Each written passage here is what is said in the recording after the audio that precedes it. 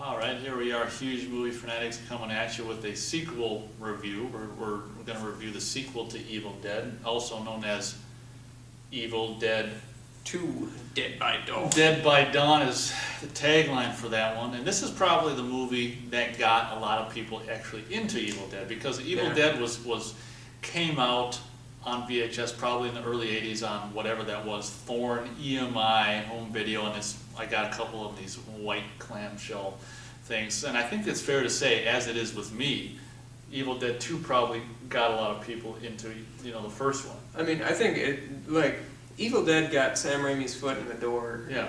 But Evil Dead 2 cemented that he had a career. Because it's funny, because in between Evil Dead and Evil Dead 2, he did Crime Wave. He wasn't really doing anything. Which is a Coen Brother movie. But I mean, outside of Crime Wave, he didn't do anything. He was given one shot with Crime Wave. It did not pan out, and that was it. So Evil Dead 2 came around, and his career exploded after that. Yeah. To some extent. Definitely, but I was just thinking of that, where it's like Evil Dead to Evil Dead 2. I mean, he did futz around with stuff. He had a little cameo in Spies Like Us. Were you aware of that? Yeah. So, that probably almost got his career started as an actor. But yeah, I mean, I don't know. I wonder do you know any reason why Evil Dead 2 was made? I mean, Evil Dead 1 came out on Tower Video, I believe, and they loved it. They were a British group, and they loved it, and they recognized his talent. They recognized that he wasn't making movies like Pieces and all the other Driller Killer and all the other ones that were coming out the midnight movies. Yeah.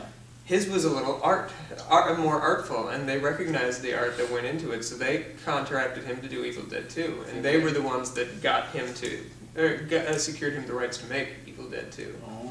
But they weren't able to secure the rights of the first movie because originally they were just going to pick it up immediately where the first one left off. Oh. But they ended up not being able to. That's why they refilmed the opening. The opening of Evil Dead 2 is a refilm, essentially. Yeah, it was always weird to me what the hell that is. They had the same problem with Army of Darkness. Army of Darkness, they couldn't secure the rights to Evil Dead 1 or 2, so they had to refilm it, and then at the last second, they got the rights to Evil Dead 2, so that's why they have some images that are new and some images that are old.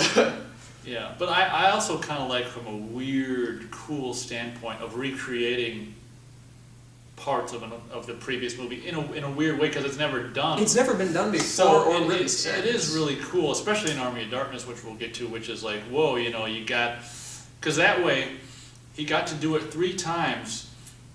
His shot through the window, and coming through the window and possessing her, because in the first one it basically pushes into the window and stops. Second one, it kind of comes up to the window, or goes through the window and kind of actually goes up to her, I think. And every time he was able to improve that shot. So it was kind of cool to have him to redo, and like the beginning of Army of Darkness, which we'll get into. Well, we'll do that in the Army of Darkness review. But I was just sitting here wondering, where the idea for Evil Dead 2 even came from, but you're pretty sure that's it? That's what it is, according to one of the special features on the DVD, rather. Yeah, so, I mean, Evil Dead 2, I mean, for me, looking at it as an adult, I loved it much more when I was younger, in my teens and early 20s, but as an adult, I mean, I still like it. But one of the things that it doesn't hold a candle to me for the first one is about basically the guerrilla-ness of the first one, which is so present. And the one thing that I don't like about the sequel so much, because again, it's like comparing Die Hard 2 to 1.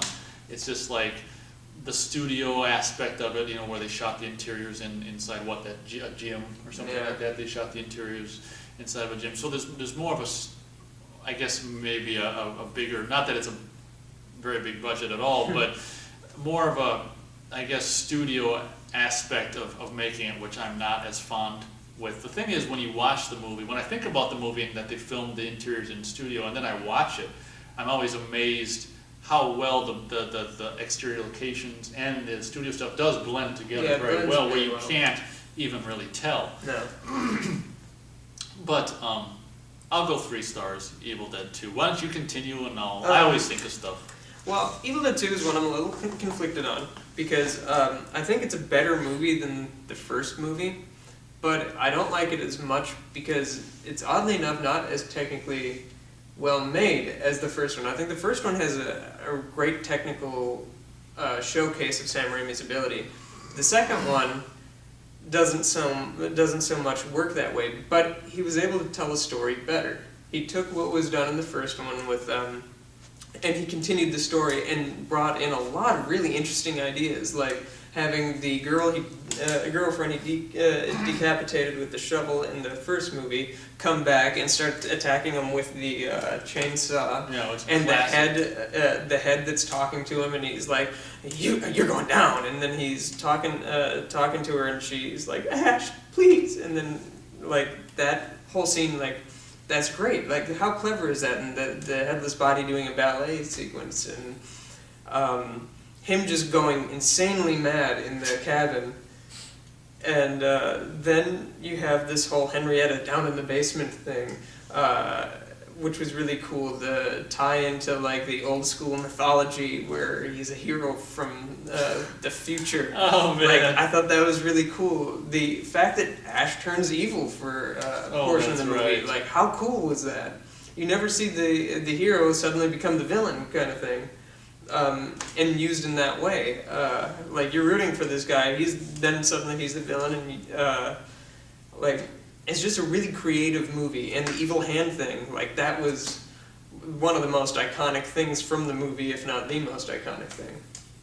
They were able to build a super badass hero in Ash, take him from the coward that he was in part 1 to the hero that he becomes at the end of part 2 by having his right hand get lopped off and have the chainsaw arm and the shotgun. Like, what a great hero that he turned out to be.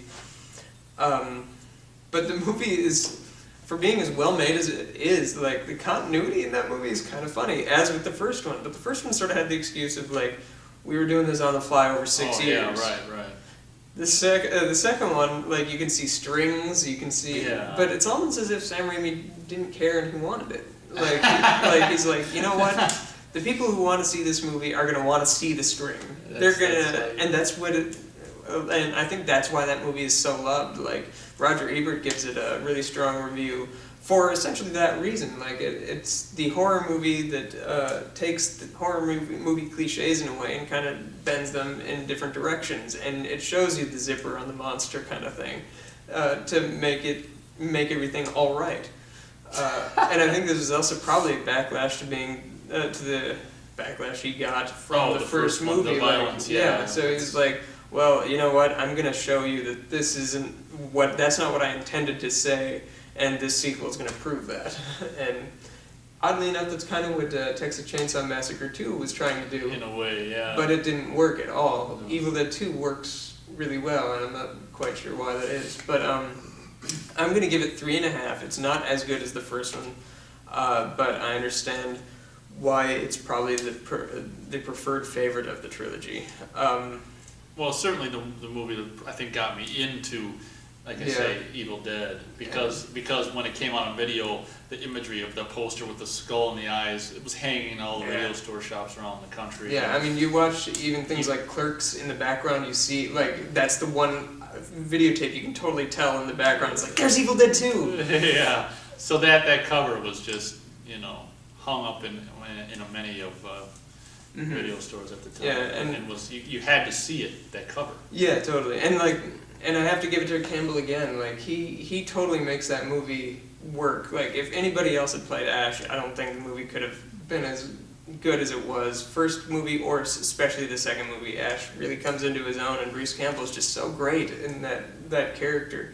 You want to see him get his ass kicked, but you also want to see him kick ass. Yeah. Which is kind of a unique character trait, really. I think he got, didn't he get his teeth cracked in the first one or something when the camera went through the I think thing something and like hit that, him in the face or something? I think he probably underwent a lot more abuse. And the second one, flipping himself on his back and like on the commentaries to all of the movies, he sits there and he'll tell you all the things that happened to him. Or if you read his books, he's open about how he was abused by Sam,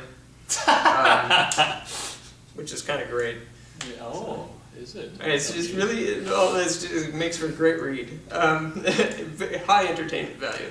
But Evil Dead 2 for me is an interesting, because it is a lot like an alternate take on Evil Dead, more Yeah. comedic, and a lot of the fluids and stuff are to avoid like an X rating are The green, black or green. green, black. So it's a different exercise in how to take Evil Dead in a different direction, and it's 3 stars for me because I'm not so keen on the studio aspect. It might be overlit for my money in a lot of shots, and just, I don't know, the cinematography is more traditional as far as Yeah. movie, whereas I love the guerrilla filmmaking look of the first Yeah. one and movies like that. So, are you done? Yeah, we're done. That's Evil Dead 2. Evil Dead 2 Huge Movie Fanatics review. We'll catch you later.